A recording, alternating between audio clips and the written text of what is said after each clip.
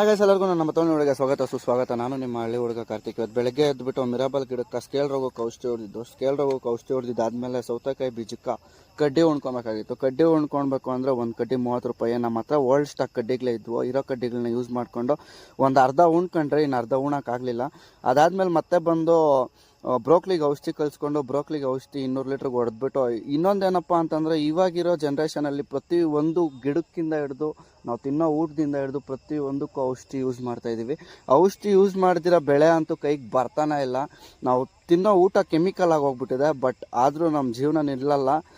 ಏನೋ ಒಂದು ತಿನ್ನಬೇಕು, ಜೀವನ ನಡೆಸಬೇಕು. ಅದೆಲ್ಲ ಮುಗಿಸ್ಕೊಂಬರೋಷ್ಟೊತ್ತಿಗೆ ರಾತ್ರಿ 10 ಗಂಟೆ ಆಗೋಯ್ತು. ರಾತ್ರಿ 10 ಗಂಟೆಯಲ್ಲಿ ಟೊಮಾಟೊ ಗಿಡಕ್ಕೆ ಔಷಧಿ ಹೊಡೆದು ಮತ್ತು ಇವತ್ತು ನನ್ನ ಒಂದು ಫಾಲೋವರ್ ಕಡೆಯಿಂದ ನಾನೊಬ್ರಿಗೆ ಊಟ ದಾನ ಮಾಡಿದೆ. ಊಟ ದಾನ ಮಾಡಿದ್ದಕ್ಕೆ ಅವ್ರು ಹೇಳಿದ್ರು, ನೀನು ತುಂಬ ದೇವ್ರು ಚೆನ್ನಾಗಿಡ್ಲಿ ಅಪ್ಪ ಅಂತಂದರು. ಸೊ ನಾನು ಅವ್ರಿಗೆ ಹೇಳೋಕ್ಕೆ ಇಷ್ಟಪಡ್ತೀನಿ, ನನ್ನ ಫಾಲೋ ಮಾಡಿ ಸಪೋರ್ಟ್ ಮಾಡಿರೋರಿಗೆ ಪ್ಲೀಸ್ ಸಪೋರ್ಟ್ ಮಾಡಿ. ಇದೇ ಥರ ನಾನು ಬೇರೆಯವ್ರಿಗೂ ಹೆಲ್ಪ್ ಮಾಡ್ತೀನಿ.